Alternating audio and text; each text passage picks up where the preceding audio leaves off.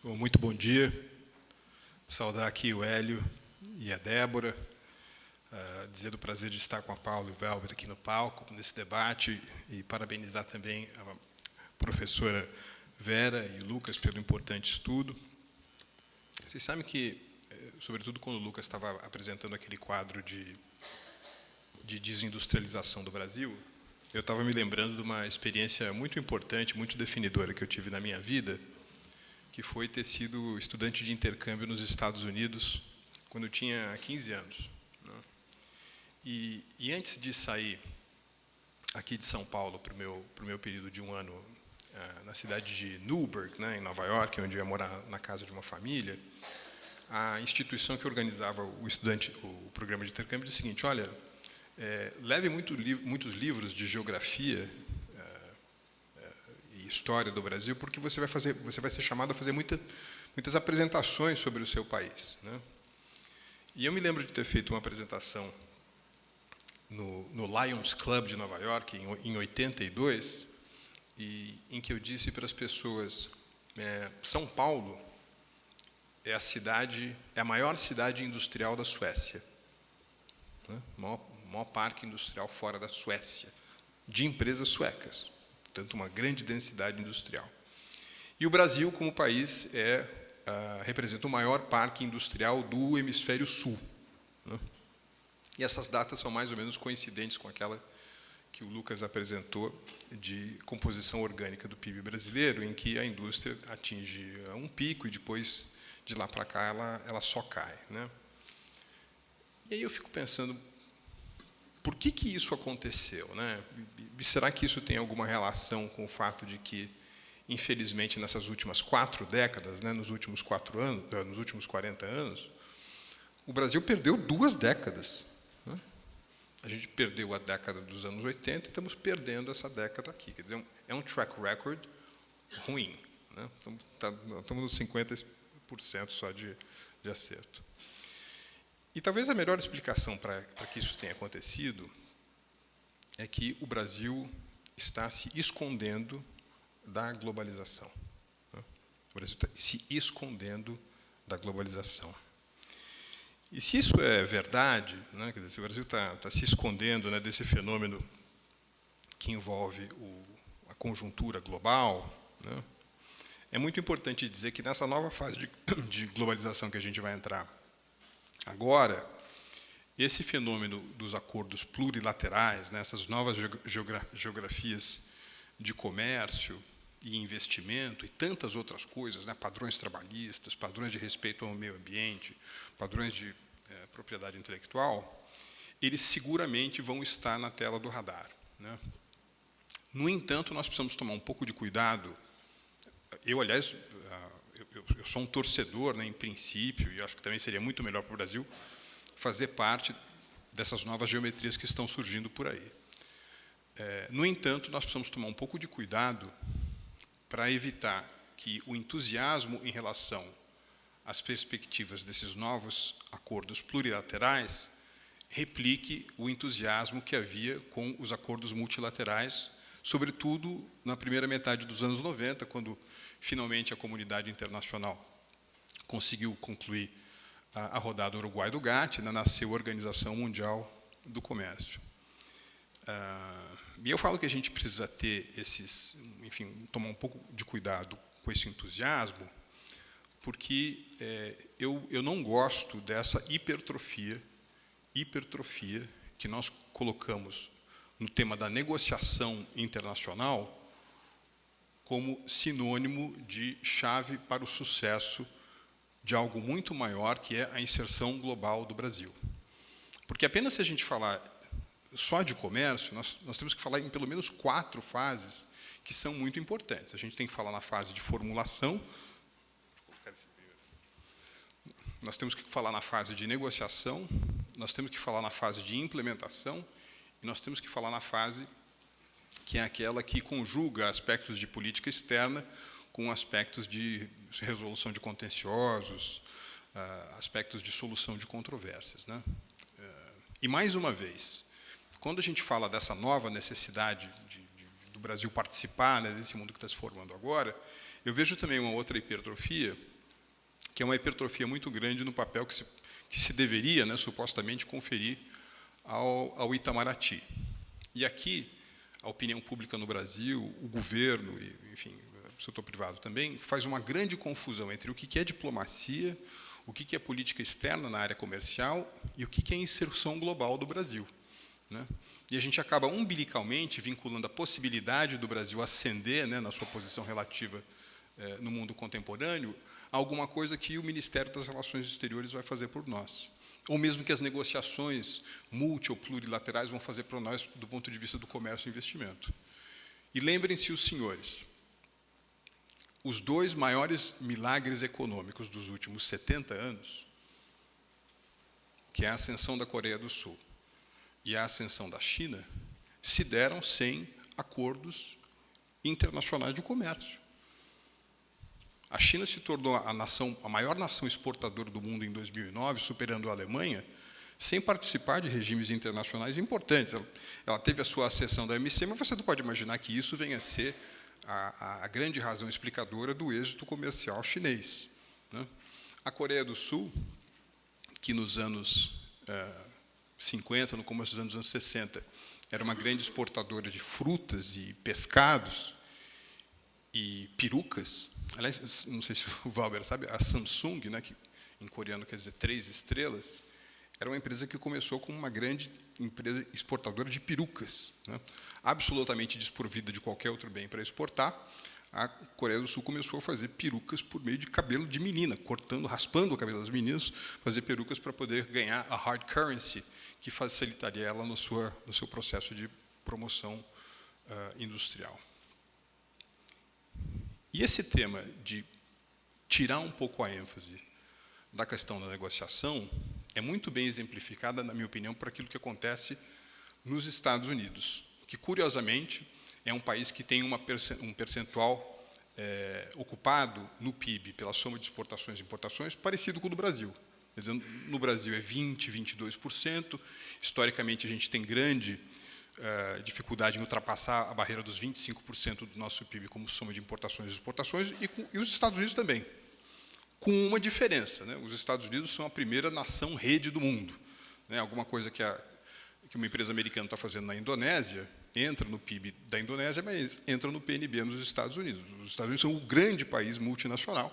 O Brasil ainda não conseguiu fazer isso, e isso explica um pouco por que esses percentuais de soma de importações e exportações, no caso americano e no caso brasileiro, são tão semelhantes. Mas, por exemplo, quando você vai formular, e o Weber disse isso muito, com grande ênfase, né, a necessidade da gente saber aquilo que a gente quer, como é que esses americanos espertos fazem, né? Eles têm no Congresso americano, né, a possibilidade de delinear qual será a política comercial. O que eles querem de um determinado país, se se trata de um projeto de acordo bilateral, de uma determinada região ou de um determinado tema, se é um acordo setorial ou se é um acordo regional, por exemplo, o Information Technology Agreement, ou então o TPP, né, que se mencionou aqui, e também para suas negociações plurilaterais. E o Congresso americano, então, chama aquilo que tem, enfim, diferentes nomes, né, mas, em geral, se atribui o termo coalizão de empresas interessadas, né, Coalition of Interested Parties, ou seja, há uma relação umbilical direta entre a formulação do interesse comercial dos Estados Unidos por parte dos representantes do povo, ou seja, o Congresso, e o setor produtivo. Esse problema de comunicação, aqui o Weber aludiu aqui, é muito menos truncado no exemplo norte-americano, porque a formulação da política de comércio, de atração de investimentos, já sai com esse DNA legislativo mais setor produtivo. Ora, uma vez que você formulou a política, quem é que vai negociar? Ora, quem vai negociar é a Casa Branca, por meio de uma parte, né, do que eles chamam de Executive Office of the President, que é o representante comercial dos Estados Unidos, o USTR. Ele não faz outra coisa a não ser negociar comércio. Eles têm lá um exército de funcionários e associados com escritórios de direito patentário e de acesso a mercados. Eles sabem fazer essa negociação, e esse cargo, que tem status de ministro, né, no caso dos Estados Unidos, o ministro, o USTR, ele entra junto com o presidente quando o presidente vai fazer o famoso discurso de Estado da União, é, portanto, o grande negociador dos acordos comerciais. Agora, uma vez que esse acordo entra em vigor, ou seja, você concluiu por meio daquela formulação que foi feita pelo setor produtivo mais legislativo. Quando você negocia, quando você conclui a sua negociação, cabe, portanto, implementar o comércio. Ora, na esfera governamental, quem é que vai implementar o comércio? Quem é que vai fazer a promoção comercial? Quem vai fazer a promoção é o Departamento do Comércio, que não apenas tem uma robusta estrutura em Washington, mas ele está presente em praticamente todos os postos diplomáticos e consulares que os Estados Unidos têm pelo mundo. É uma coisa inseparada da tradicional carreira diplomática. Eles estão ali para fazer negócios, para ajudar o empresariado americano, para oferecer apoio, para obter informações, né? Ora, e obviamente, se surge um problema que está na fronteira entre política externa e política de comércio, você tem o Departamento de Estado que vai oferecer, digamos assim, uma primeira gestão para evitar a judicialização deste ou daquele caso de comércio internacional de atração de investimentos. Ou seja, algo razoavelmente bem organizado. Será que a gente consegue pensar que nós temos algo rudimentarmente semelhante? Eu acho que nós não temos, né? E eu acho que esse momento em que o Brasil está apertando o botão de reiniciar, supostamente nos próximos dias, eu acho que é um instante muito interessante para a gente repensar essa arquitetura. Agora, pelo amor de Deus, não é só o governo federal. Não é só o governo federal. Vamos para as outras áreas, assim, só de governo, né? Vejam que coisa curiosa. Nós estamos aqui no estado de São Paulo, né? Se o estado de São Paulo fosse um estado americano, ele teria mais ou menos o quinto PIB, né, por poder de paridade de compra. Ele perderia seguramente para a Califórnia, perderia para o Texas, perderia para Nova York, mas ainda assim, né, dos 50 estados, ele seria o quinto ou sexto de maior PIB. Outro dia eu contei, dos 50 estados norte-americanos, 41 tem algum tipo de escritório ou representação comercial ou atração de investimentos na cidade de São Paulo. Seguramente vocês já se depararam com gente em coquetéis ou reuniões, etc., que o cara te dá o cartão e aparece lá, representante comercial do estado do Wisconsin. Pô. E São Paulo, né, nosso querido estado, se fosse um estado americano, mais uma vez o quinto ou sexto do PIB, não tem um único escritório de promoção comercial e atração de investimentos no mundo. Se você vai para o nível dos municípios, né, eu outro dia visitei a cidade de Seattle, né, que é uma cidade de 650, 700 mil habitantes, que já foi capital da Real Player, é capital da Starbucks, é capital da Boeing, é capital capital da Microsoft, né? Até alguma coisa que nasce ali na Terra que faz essas empresas se tornarem globais, né? Só na China, a cidade, o município de Seattle, tem 16 escritórios de promoção comercial e de atração de investimentos. Bom, e quando você olha no setor privado, tá certo? O setor privado brasileiro continua muito ensimesmado, muito ensimesmado. O Weber mencionou aqui essa relutância, né, ao longo do tempo que nós tivemos para abrirmos mais as nossas empresas, mas o fato é que também as nossas empresas e as nossas associações empresariais, elas são muito insulares, elas têm pouca presença no exterior. E por que eu estou mencionando esses temas todos, que vão para além, portanto, da negociação? Porque me parece, meus amigos, que apesar de eu achar, assim, no limite, que essas negociações vão avançar, tanto entre Europa e Estados Unidos quanto no Pacífico, é verdade também que a gente está vivendo um ciclo muito ruim no comércio global, que é um ciclo em que há uma perigosa vinculação entre a ascensão do populismo e a ascensão do protecionismo. E não existe exemplo melhor do que isso, do que essa campanha presidencial nos Estados Unidos. Então, ainda que o acordo saia, etc., essa retórica protecionista, esse, sabe, primeiro o meu, ela vai acabar penetrando em práticas governamentais nos principais atores econômicos do planeta. Vai ficar difícil. Olha, a gente, às vezes, quando faz críticas, por exemplo, né, a Paula ficou com medo aqui de levar umas pancadas, né, por conta da suposta inação do governo brasileiro nesses últimos 13 anos. Mas quando a gente faz essas críticas, né, de que o Brasil não perdeu o bonde, não se abriu quando deveria, não negociou quando deveria, por supostos vieses ideológicos, a gente faz isso com uma espécie de esperança de que, quando a gente tomar a decisão de se abrir, o mundo vai se abrir para a nossa mesa. Eu estou com a impressão que não vai ser assim. Vai ser muito difícil. Portanto, que eu acho que, ao lado, ou tão mais importante que esse tema da negociação comercial, é o tema da promoção comercial. A gente vai ter que se promover comercialmente, atrair investimentos no mundo, sejam as regras, os acordos mais justos, mais propícios para nós, ou não. Aliás, no limite, eu diria o seguinte, que é melhor ter uma estratégia de inserção global sem acordos de comércio e investimento, do que ter acordos de comércio e investimento sem uma estratégia de inserção global, como é o nosso caso agora. De modo que são 3 os grandes fatores que a gente tem que levar em consideração no momento em que a gente redesenha essa nossa inserção para o resto do mundo. 1, contexto. Se é verdade que o mundo está ficando mais difícil de fazer comércio, é verdade também que a gente tem outras modalidades com que a gente pode jogar. Exemplo, se o Brasil vier a fazer parte de um desses acordos de acesso preferencial aos grandes mercados compradores do mundo, a meu ver, o Brasil vai se beneficiar demais de um outro fenômeno que está acontecendo, que é essa grande extroversão da China.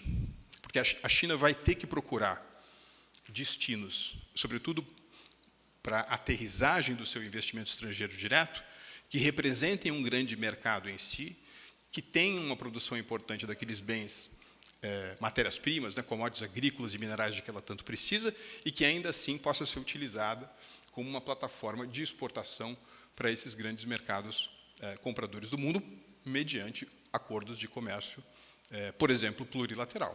Um dos poucos países do mundo que retém essas 3 características é o Brasil.